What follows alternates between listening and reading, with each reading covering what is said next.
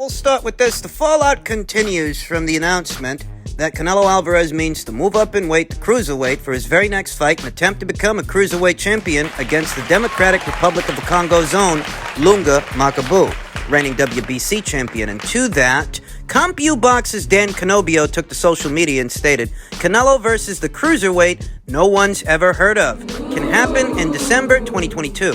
No need for that in May or September. Let's not get silly here. And silly is criticizing Canelo for doing something that none of his contemporaries are doing. Are any of these guys you got a hard on for? 4 division champions? I have to ask, are any of these guys you're so fucking sweet on? Undisputed champions, and did they manage to do so in only 11 months? You know, this is the 3rd world champion Canelo's fighting. And before you go trashing his next opponent, before you go trashing Lunga Makabu, I'm just curious, who are the guys that you're sweet on fighting? Answer the question. Canelo Alvarez fought 2 unbeaten champions en route to becoming an undisputed champion himself in his last 2 fights, and in his next fight, he means to fight a cruiserweight champion.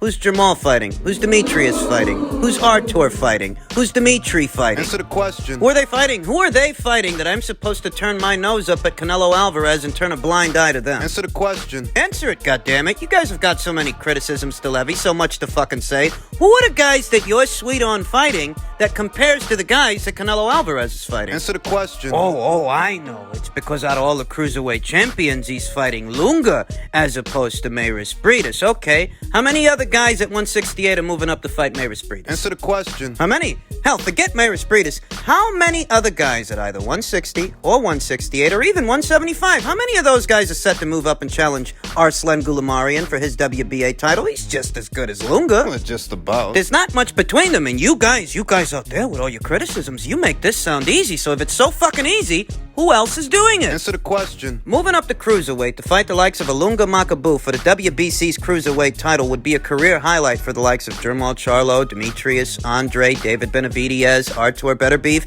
and Dimitri Bivol. But when Canelo does it, we're supposed to turn our noses up at him. Why? Because you got a hard on for one of those other guys? Those other guys that aren't doing what Canelo is doing. Any of the exploits we've seen from Canelo Alvarez in the last 11 months would be a career highlight for Jermall Charlo, a career highlight for Demetrius Andrade, an Artur Beterbiev, a Dimitri Bivol, any one of those guys that Canelo fought. Hey, what was supposed to be Beterbiev's super fight way back when? The Kovalev fight. And did he ever get around to fighting Sergey Kovalev? No, he didn't.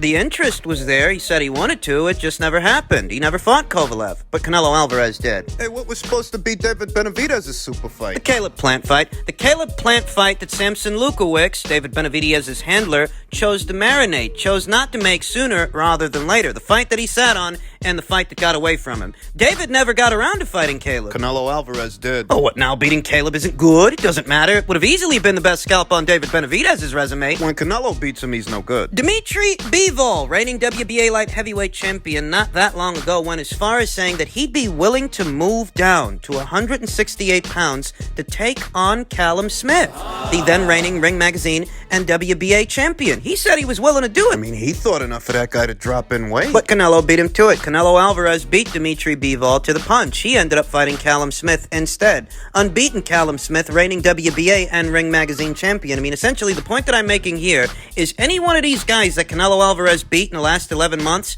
would be a career best win for the guys you're caping for. The problem isn't what Canelo's doing. The problem is you.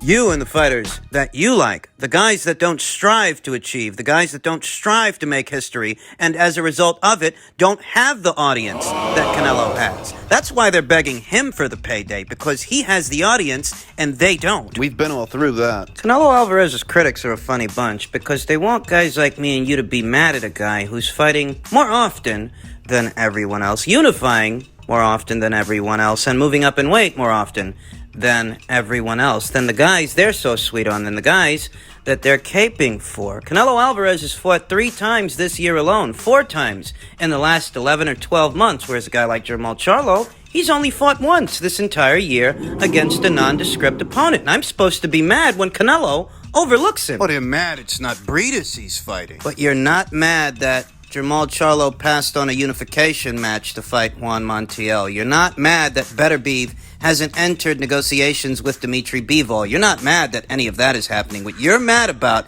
is that Canelo Alvarez didn't pick Maris Breedis. You're mad he picked Lunga Makabu. But you're not mad Jamal picked Juan. And you're not mad David picked Jose Uzcategui, which then became Kyron Davis. All history-making fights, I'm sure. High-profile opponents is what those guys were. Most of the criticism Canelo is receiving, most of the resentment, which really isn't much at all when you think about it, because Canelo's the one with the audience. So anyone in opposition of what he's doing is a member of a minority. A minority you find here in the United States of American pundits and American boxing fans that seem to think the American fighters are supposed to get special treatment. They're supposed to get priority. Dan Canobio must think so, since he's shading Lunga Makabu, categorizing him as a cruiserweight no one's ever heard of. Speak for yourself. Most Americans don't keep up with the cruiserweight division to begin with because it's not a division that they dominate. So yeah, I mean, maybe the American fight fans never heard of Lunga. But is American ignorance supposed to make Lunga any less of a champion? Is American ignorance supposed to make Lunga a bad fighter? Is American ignorance supposed to make moving up from 168 all the way up there to cruiserweight? Is that supposed to make it easy? It's easy? Because if it's easy, we'd see more guys doing it. As it stands, we only see one guy doing it. Could it be because it's not easy? If you have the energy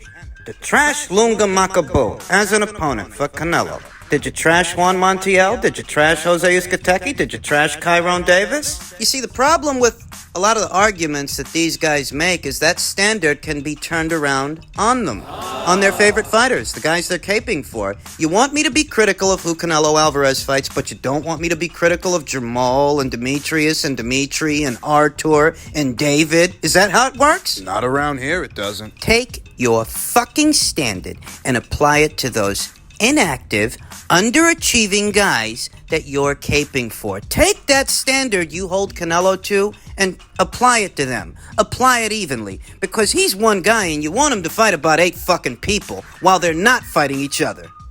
In light heavyweight news, I'm sure most of you have heard by now, Arum, Joe Smith to fight Callum Johnson in ESPN main event January 15th in Verona, New York.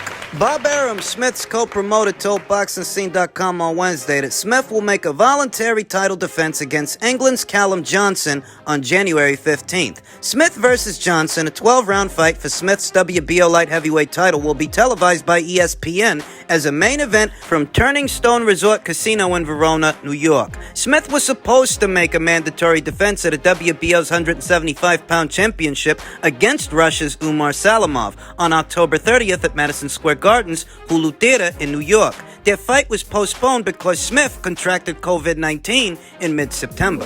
Attempts to reschedule that fight failed because Salamov was denied a visa to travel from Russia to the United States. The WBO therefore approved a bout between Smith and Johnson, who is ranked 9th among the WBO's light heavyweight contenders. ESPN.com's Mike Coppinger first reported Wednesday through his Twitter account that the 32-year-old Smith would face Johnson on January 15th. The winner of the Smith versus Johnson fight will be obligated to defend the WBO light heavyweight title versus either Lyndon Arthur or Anthony Yarde in their subsequent bout.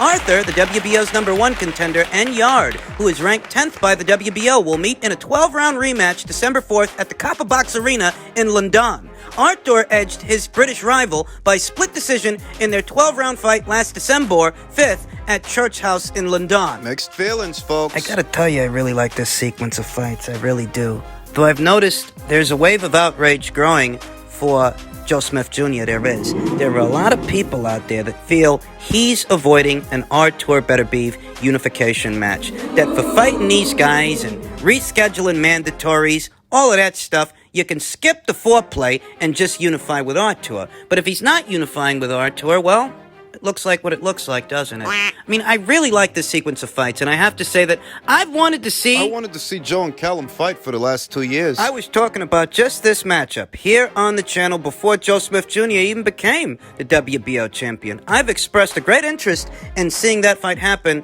and now it's here. And it's set to go down early next year, but the buck don't stop there. the winner of that fight faces the winner of Ortiz versus Yarde, too. I mean, this really is an intriguing sequence of fights. It's a better sequence of fights than what they initially had planned for Joe. Initially, he was supposed to fight Umar, and if he beat Umar... He was supposed to fight Danny Jacobs at Madison Square Garden. Joe Smith Jr. versus Callum Johnson is a battle of the bruisers, the transatlantic bruisers, one from the United Kingdom and one from here in the United States, reigning WBO light heavyweight champion Joe Smith Jr. And what makes it a 50-50 fight is that Joe Smith Jr., he's a very strong puncher, but so is Callum Johnson. The difference between them is Joe has better victories than Callum does. He beat Jesse Hart, he beat Eleider Alvarez. He upset Andres Ventura. And he upset Bernard Hopkins' swan song, what was supposed to be Bernard's retirement fight. Joe wasn't supposed to win that fight, but he did. A lot of people feel that the judges were very generous with Joe in his last outing against Maxim Vlasov. And I understand these people. what makes Joe Smith Jr. versus Callum Johnson a 50-50 fight is both guys are power punchers, both guys are bruisers, and while Joe Smith Jr. comparatively has fought a lot better guys than Callum has, you gotta remember, Joe contracted COVID-19. How might that affect his performance? Gotta be honest, it's a good fight. I mean, I know it's not the Artur Better Be fight, I understand that, but they're not exactly matching him soft here either, and if he wins this fight, he's gotta face the winner of Arthur versus Yarde too. Another 50-50 fight. Conventional wisdom dictates that the boxer usually does better in a rematch than the puncher. In that situation with Lyndon and Anthony, Lyndon's the boxer and Anthony's the puncher, but there's this feeling that... There's a feeling that Anthony might get it right the second time out. I've seen that sentiment expressed in several circles. It's not a foregone conclusion that Lyndon Arthur wins the rematch. Frank and Bob, they set things up real nice, very nice with their boys. Their boys at 175 pounds. They've got a nice little tournament of sorts going there. And I have to admit that I like it. I have to admit that I'm excited about it in spite of it not being a unification match between Joe and Artur. And if Artur makes it past his mandatory challenger later on this year, Marcus Brown, what him and his people should move to do is see about doing that Bivol fight. The same applies to Bivol. Because Artur, he's not getting any younger, and Bivol, the plan they had for him, it fizzled out. Joshua Buatsi was supposed to fight Maxim Vlasov, but he pulled out because he has a hand injury. I don't think Joshua Buatsi is going to go straight into a Bivol fight, mostly because the winner of Ramirez versus Gonzalez will become Dmitry Bivol's mandatory challenger. Dmitry has two options: face the winner of that fight, or seek to unify with Artur Beterbiev in order to circumvent that mandatory. And I don't know what he's gonna do. Very mixed bag at light heavyweight right now, because what all of this also essentially means is that Danny Jacobs has been left out of the loop. He's been cut out of the picture. He was the guy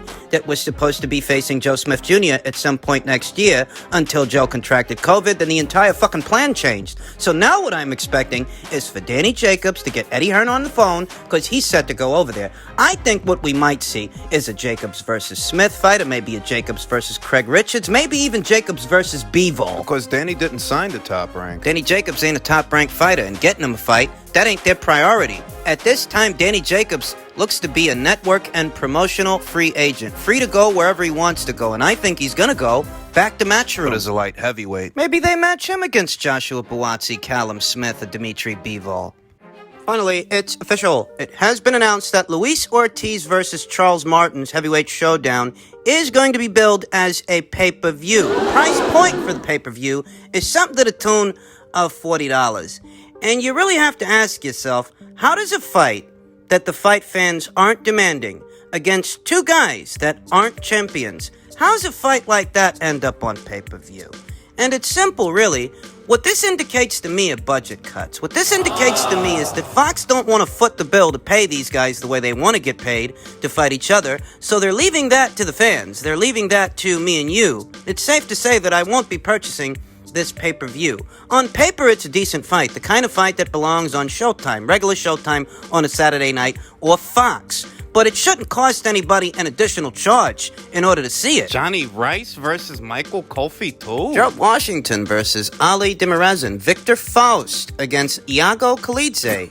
Serious? There's no quality control over there. And no shame. No shame in the PBC's inflated price point game. I mean, this really isn't the kind of card you should have to pay to see. Though if they're expecting people to pay to see this, in all likelihood, what it accents, what it denotes, are budget cuts. We know that Fox chose to extend the deal one more year for the PBC. They're going to see this thing out, but there do appear to be budget cuts. I mean, that's how it looks to me. Why else would this end up on pay-per-view? It's likely because the network execs, they don't want to foot the bill to pay these guys, but the money's got to come from somewhere, so they're expecting it to come from me and you. Any business that is a business is all about supply and demand. But the PBC keeps supplying these fights that no one's demanding. Davis versus Isaac Cruz. It was supposed to be Rolly Romero before that, but nobody was demanding that, and nobody's demanding this. You look at this pay-per-view, and it wouldn't be a halfway bad card if it were on regular Fox or regular Showtime, but you want people to pay $40 to see this? What the hell's wrong with you? You're charging to fight fans for a pay-per-view at the end of this year, and then you're starting off next year doing the exact same thing for two fights that nobody's asking for. Lunacy is what it is. I mean, it's not even like it's Luis Ortiz versus Andy Ruiz. If it were Luis and Andy, I could see, but it's Luis and Charles Martin, for God's sake, which is supposed to be an IBF eliminator of some sort. I'm about to say something that might disturb you, but there's something very wrong going on over there at the IBF. Something's not right. Charles Martin, who hasn't fought in 2 years or close to 2 years, has managed to squeak by Filip Hrgovic by not fighting him and not fighting anyone, not having fought anyone in close to 2 years. How does that happen? Not that long ago, Filip Hrgovic was in the market for an opponent. Filip Hrgovic, who actually has fought in the last 12 months. Charles hasn't, but Charles ends up in front of Filip in an eliminator, no less. We were talking about this right here on the channel just the other day. Charles Martin hasn't had a fight since February of last year. February of last year to January of next year is just 1 month short of 2 years, and somehow this guy ends up at the top of the IBF's rank standings.